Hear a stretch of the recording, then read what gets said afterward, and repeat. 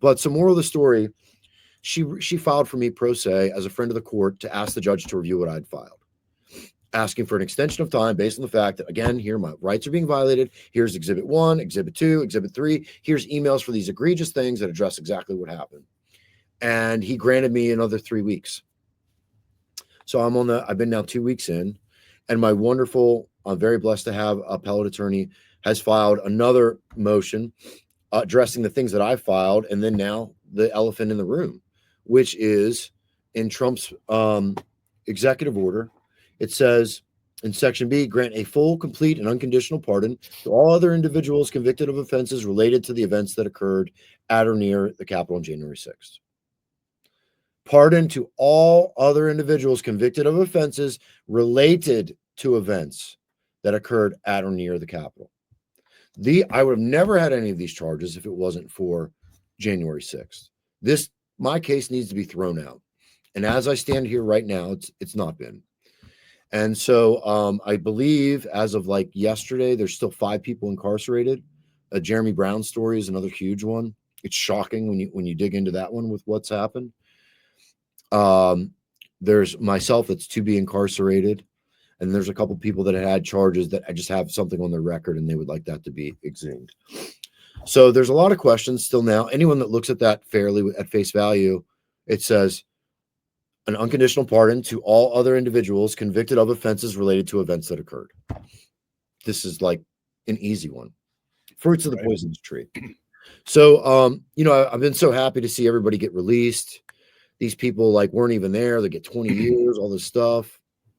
Even the people that were violent should have never been. I think it's not good at all. How many, like, what is normal sentence for somebody that like punches a cop or shoves a gate into a cop? Do they get 4 years normally for that? I don't know. Seems like a long time. Right. But so now they're all pardoned and everybody's like, that's great. And it's like, great. But it's like my nightmare is still going on because I wasn't pardoned because I was never convicted of January 6th. My charges have been dropped, but I've got this other federal case that is 1,000,000% fruits of the poisonous tree. So I've been trying to tweet out, and for anybody watching this, if you could, my Twitter's there, Mr. Costianes at Mr. Costianes. Nick, I appreciate you taking the time to talk to me just to kind of share the story. It's a real nightmare, man. And I can't, there aren't words to describe the way it makes you feel. Like, if you ever get sick or get the flu and your whole body hurts. Yeah. This mentally, just the mental stress and terrorism that they put onto you. Right. When you never did anything wrong, but then like half my friends hate me. I was banned from USAA. I've been with USAA member forever. They canceled everything I've ever had. I've been banned from American Express. I've been banned from Uber. I can't get on a plane like a normal person. I used to be TSA safe. That's all taken away. It's crazy. Yeah. So as much as January 6th is over, it's still ongoing for about 10 of us. Right. And I'm hoping something will change. I haven't heard anything. I've been trying to reach out to my attorney. I've not heard back yet, but I know she's busy as well. So yeah, that's kind of my story in a nutshell, man. I don't wish it upon anyone. Right. It's been a blessing in that I've never been closer to God. And I pray for all of the people who were in the position of persecuting the hell out of me. The effectiveness in the terror that you provided upon me that day that you raided me was unlike anything I could ever imagine. And I guess if you're training on this and you're a real professional and you really want to get somebody, what you did to me is about the extreme extent of that, to cause just really mental torture. And I've not slept like even 4 hours straight. I can't. I just,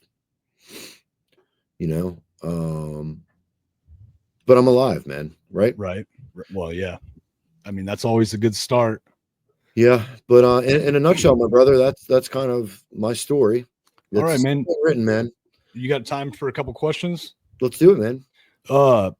I like to ask everyone that I have on regarding this issue, if you had like a time machine and you could go back, would you do it again? No. You're actually the first person that said no. I am. Yeah, but yours is still ongoing. Dude, is not. You know how bad my arm hurts? I really like to just cut it, like just the physical pain. Right. My life is jacked, man. It's not jacked, but it's just I used to have a normal life. I Yeah. used to work really hard, make a bunch of money, pay a bunch of taxes, never hurt anybody, never would hurt anybody. It's like this elephant just sits on your chest all the time. And like I said, I guess like if I would have I feel like if I would have like committed a crime, I didn't commit a crime. Right. I would have committed a crime or robbed a bank, then like, okay. Do they even swat people for that? I don't even know. But to go after somebody for a misdemeanor and bring violence upon him and his disabled sister. And then, dude, you know what? They leave my sister some business card. She paid $1,500 to have some guy come and put a piece of plywood in the back door. She's sitting there freezing. Right. The whole thing's ridiculous. Yeah. The whole thing's ridiculous. I don't disagree with you. Do you think has this affected like your personal life, like your relationships with your friends and stuff like that? Are you still friends with most people, or did that negatively affect it? I've lost 40% of my friends. And they're just adamant. As adamant as they are about wearing a mask, they're like, why would you do that? You shouldn't have done it. Right. I'm like, because like I'm following the story, man. I felt obligated to go because I'm like, I get paid. I have almost 10,000 subscribers. I'm like, I'm going to get millions of views. Yeah. I don't know what's going on, but I know I'm going to record this. Right. And it wasn't until basically my phone was almost dead that I was like, okay. Plus, it was like weird. I was like, this is just doesn't, I don't know. Like this, but it's just the narrative pushers. I met this college student. I live in a college town. Because I drive like some ride share too. Yeah, And, right on. her dad is a Capitol police officer. She's like, oh, I'll never forget that day. My dad told me to barricade myself in the thing. And I was like, I'm actually, we became friends. She's very, very sweet. Yeah.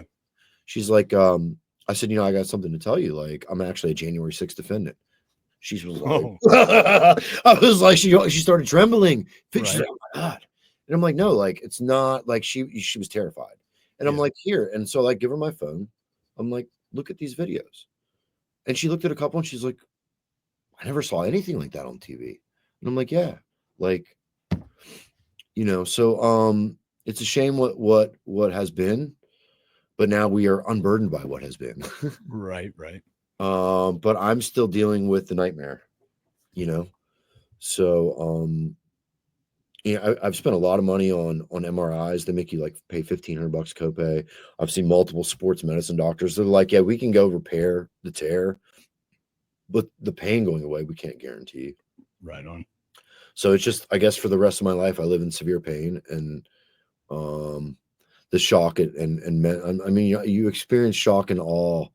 It's why I used to go to my therapist a lot more than I do. I only go once a month now just because I don't like to go because it just brings it up.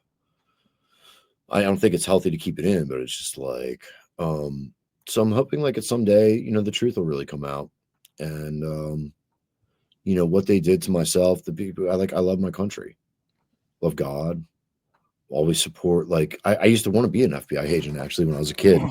My buddy's cousin was one, and I was like, that's so cool. And I know there's a lot of good people there, but sadly, there's a lot of maybe it's just because it's from the district, the people from there came. I don't know. But they really enjoyed and relished the fact of what I went through. And they thought it was funny that they tore my arm. Just a lot of things that just aren't fair to somebody who for what? For like a misdemeanor? Yeah, right. A lot of evil in the world. Yeah, it's a lot of evil in the world, but the truth is we've got Trump back in office. And so I'm hoping maybe he can extend the language of this pardon. I'm hoping that my attorney would get a good filing. I do believe my judge is very fair. He's brilliant. He's very smart. So we'll see what happens. But I appreciate very much the time that you've given me to come talk about it. Yeah, right on. This is the last question for you. If you like 20 years from now, if you look back on this, what message would you hope your story has shared with the world? That Jesus Christ is my Lord and Savior, and God literally loves you so much. We're made in his image. And the fact that heaven is so amazing, we actually don't even have the ability to imagine how amazing it is. And that's what matters. Right on. Well, Elias, I thank you for coming on and sharing your story. Hopefully one day you'll look back at this and realize that sometimes the painful moments are the most beautiful moments, but you often don't realize it during that time. I hope so too, my brother. Right on. I appreciate it, and you have a good one. Thanks so much, man. God bless. Thanks.